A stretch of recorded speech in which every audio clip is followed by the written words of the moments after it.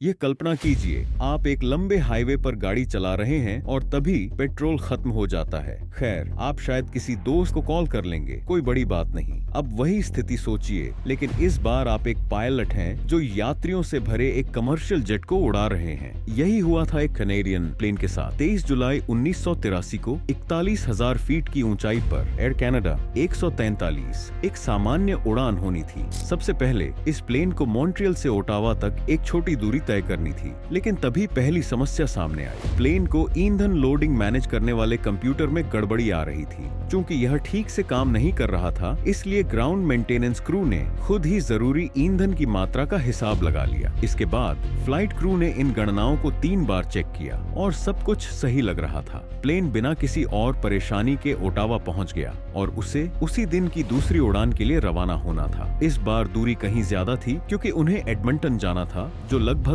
1740 मील दूर था। Captain Robert Pearson को पहले से ही कुछ अजीब लग रहा था। उन्होंने मेंटेनेंस क्रू से कहा कि ईंधन की गणना को फिर से चेक किया जाए। उन्होंने ऐसा किया और सब कुछ ठीक था। प्लेन में लगभग 3020 गैलन ईंधन था। कैप्टन पियर्सन और उनके को पायलट मॉरिस क्विंटल ने निष्कर्ष निकाला कि प्लेन में लगभग 45,000 पाउंड ईंधन था, जो उनकी मंजिल तक पहुंचने के लिए काफी था। असल में उनके पास केवल आधा ही ईंधन था, सिर्फ 20,160 पाउंड। आप सोच रहे होंगे, इतनी बड़ी गलती किसी को कैसे नजर नहीं आई? तो बात ये थी कि उस समय कनाडा इंपीरियल सिस्टम से मैट्रिक सिस्टम में स्विच कर रहा था। इसी वजह से एयर कनाडा के सभी नए प्लेन जिसे कैप्टन पियर्सन उड़ा रहे थे, मैट्रिक यूनिट्स में कैलिब्रेट किए गए थे, जबकि पुराने प्लेन अभी भी इंपीरियल सिस्टम का इस्तेमाल कर रहे थे। दुर्भाग्य से इससे एक बड़ी गलती हो गई जब ईंधन की गणना पाउंड्स में कर दी गई, जबकि होनी चाहिए थी किलोग्राम्स में। याद रखिए, 1 किलोग्राम लगभग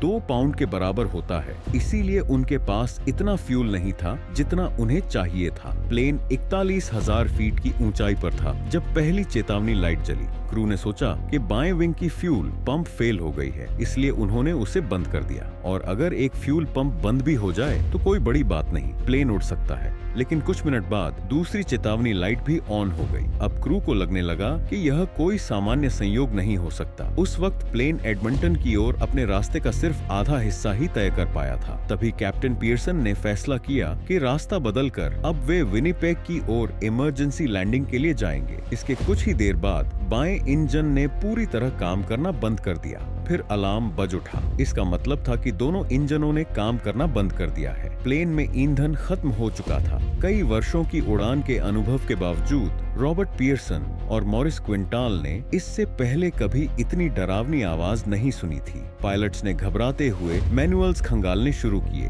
ताकि यह पता चल सके कि ऐसे इमरजेंसी में क्या करना चाहिए। दुर्भाग्य से यह बताया ही नहीं गया था कि अगर दोनों इंजन बंद हो जाएं तो क्या करना चाहिए। इसके अलावा किसी भी एयरक्राफ्ट को अपने सभी सिस्टम्स को कंट्रोल करने के लिए इंजन की पावर की जरूरत होती है। तो क्रू एक विशाल जेट को चला रहा था बिना इलेक्ट्रिसिटी, हाइड्रोलिक्स और पावर के। और भी बुरा यह था कि पायलट्स उन उपकरणों, इंस्ट्रूमेंट्स का इस्तेमाल भी नहीं कर पा रहे थे जिनकी उन्हें जरूरत थी। ऊपर से एयर ट्रैफिक कंट्रोल ATC भी प्लेन को गाइड नहीं कर पा रहा था, क्योंकि उसका रडार रिस्पॉन्डर जो आमतौर पर इंजनों से पावर लेता है, अब काम नहीं कर रहा था। इसका मतलब था कि विनिपेग ATC को पुराने जमाने के तरीके अपनाने पड़े। उन्होंने रडार स्क्रीन पर एक स्केल रूलर रखा ताकि पता चल सके कि प्लेन ने कितनी दूरी तय की है। फिर उन्होंने इस आंकड़े से प्लेन की गिरने की रफ्तार, रेट ऑफ डिसेंट का हिसाब लगाया। इससे यह अंदाजा लगाया जा सका कि प्लेन और कितनी दूर तक जा सकता है। अब एकमात्र रास्ता यही था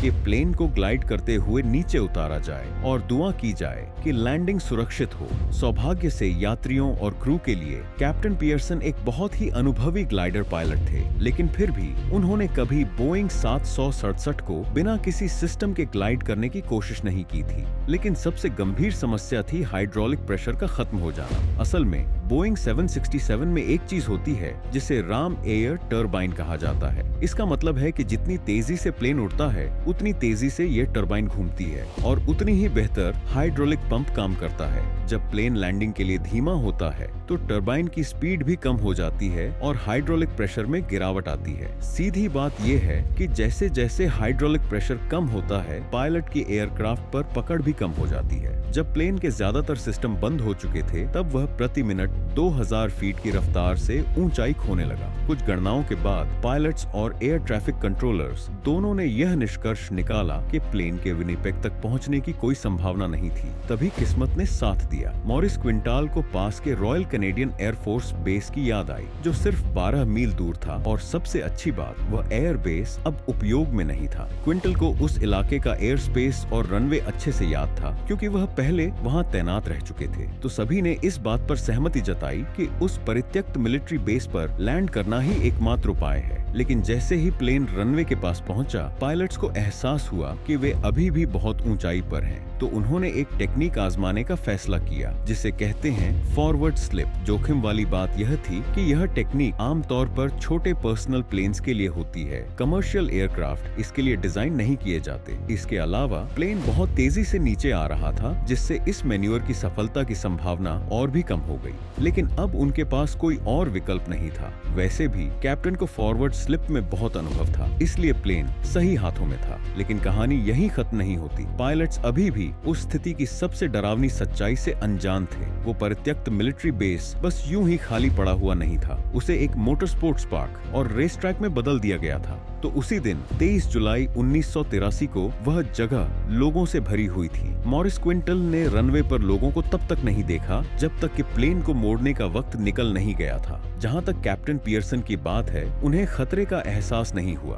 क्योंकि उनका पूरा ध्यान स्पीडोमीटर पर था। प्लेन को कंट्रोल करना बेहद मुश्किल हो गया था। रनवे पर मौजूद लोग भी किसी विशाल प्लेन को इतनी तेजी से आते हुए देखकर चौंक गए। लोगों ने प्लेन को आते देखा और समय रहते रास्ते से हट गए। जैसे ही प्लेन जमीन पर उतरा, कैप्टन पियर्सन ने तुरंत ब्रेक लगाए। इससे प्लेन का भार आगे की ओर आ गया और इसका नतीजा ये हुआ कि उसके फ्रंट लैंडिंग व्हील्स विमान के शरीर में वापस धंस गए। लेकिन ये ठीक था। फ्रंट व्हील्स का टूटना वास्तव में फायदेमंद साबित हुआ, क्योंकि इससे रनवे और प्लेन के बीच ज्यादा फ्रिक्शन पैदा हुआ, जिससे प्लेन जल्दी रुक गया। और इस तरह आखिर में वो बोइंग 767 दर्शकों से सिर्फ 100 फीट पहले रुक गया। और यकीन मानिए, एक भी यात्री, क्रू मेंबर या पार्क विजिटर को कोई गंभीर चोट नहीं आई। इस पूरे हादसे को द गिमली ग्लाइडर का नाम दिया गया। और शुरुआती फ्यूल मिसकैलकुलेशन के लिए एयरलाइन से कुछ आलोचना मिलने के बाद दोनों पायलट्स को आखिरकार 1985 में आउटस्टैंडिंग एयरमैनशिप के लिए डिप्लोमा से नवाजा गया।